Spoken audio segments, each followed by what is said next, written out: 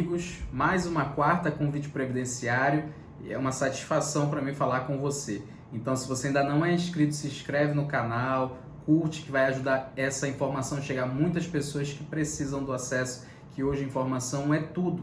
E hoje nós vamos falar sobre a aposentadoria por idade híbrida ou mista. Você já ouviu falar sobre ela? Bom, ela tem o objetivo de corrigir um erro que existe dentro da legislação previdenciária. É a Lei 11.718 de 2008, ou seja, uma legislação recente, não é tão antiga, que trata sobre essa aposentadoria. Essa aposentadoria nós não podemos falar sem um contexto histórico. Qual é o contexto histórico? Década de 70 e 80, houve um êxodo muito grande do campo para a cidade. As pessoas iam em busca de novas oportunidades, mas iam sem qualificação. Essas pessoas, originariamente, eram agricultores, regime de economia familiar, pescadores, extrativistas, mas entenderam que era necessário vir para a cidade. Quando chega na cidade, essas pessoas têm poucas oportunidades. A maioria das oportunidades é sem registro oficial, ou seja, sem a carteira assinada. Então ela vai trabalhando durante toda a vida e não consegue chegar no topo que a legislação quer. O que a legislação previdenciária quer? Que você se aposente com uma idade bem avançada e com muito tempo de contribuição. Qual é esse número mágico? Para o homem, 35 anos de tempo de contribuição e para a mulher, 30 anos de tempo de contribuição. Então você imagina que muitas dessas pessoas que vieram para a cidade não conseguiram chegar nesse tempo. Ou seja, elas têm 11 anos, 8 anos, 9 anos de trabalho, aqui de carteira assinada, reconhecido pelo INSS, mas muito tempo trabalharam como agricultores, pescadores. Então, hoje, em 2022, a aposentadoria híbrida permite que você unifique o tempo urbano com o tempo rural. E aí, o que você precisa fazer? Hoje, a mulher precisa ter 62 anos e 15 anos de carência, 180 contribuições de carência, é o mínimo exigido.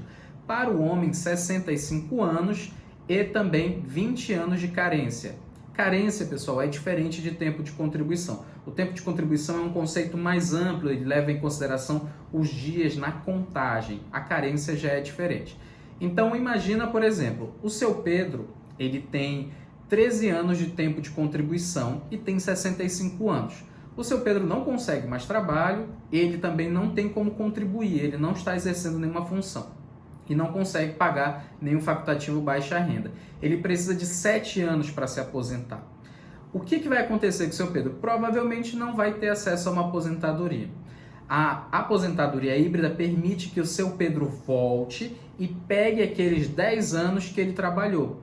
Então o seu Pedro faz o processo, reconhece aqueles 10 anos que ele trabalhou na agricultura, na pesca, no extrativismo e traz. Ele sai dos 13 anos para os 23 anos, ou seja, ele cumpre a carência mínima de 20 anos e também cumpre a idade. E aí ele vai ter acesso ao benefício. O INSS, logo no início, teve muita dificuldade em entender o que a lei estava dizendo. Ele queria que o último vínculo, ou seja, o seu Pedro está pedindo aposentadoria hoje. Queriam que o seu Pedro estivesse trabalhando como aposentado, como segurado especial, como agricultor, hoje. Então isso deu muito problema até que chegou no tema 1007, que eu quero que você estude, mas eu já vou narrar para você o que diz o tema 1007.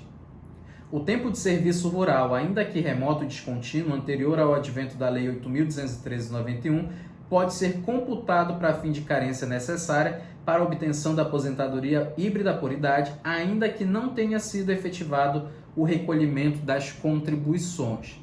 Então, agora fica muito claro, e já tem uma decisão pacificada nesse sentido, que não importa a relação, se você primeiro trabalhou no campo, depois na cidade, ou na cidade no campo, esse período deve ser computado, mas você tem que fazer a prova com aquela documentação básica, né? Carteira de trabalho, contrato individual de trabalho, todas as provas que comprovem que você trabalhou. E no campo, a documentação necessária, é um processo administrativo de um parente seu, de um irmão, do pai. Então, você tem que fazer essa comprovação. E esse benefício ajuda muitas pessoas que tentam a aposentadoria por idade rural e não conseguem, depois tentam a aposentadoria urbana e não vão conseguir, ou seja, aquela pessoa está num limbo, ela não tem para onde correr, e essa aposentadoria tem essa função. Ela é pouco difundida, mas ela é super importante. Então, se você tem um caso parecido, ficou com alguma dúvida, deixa o comentário aqui que eu vou ter o maior prazer em falar com você.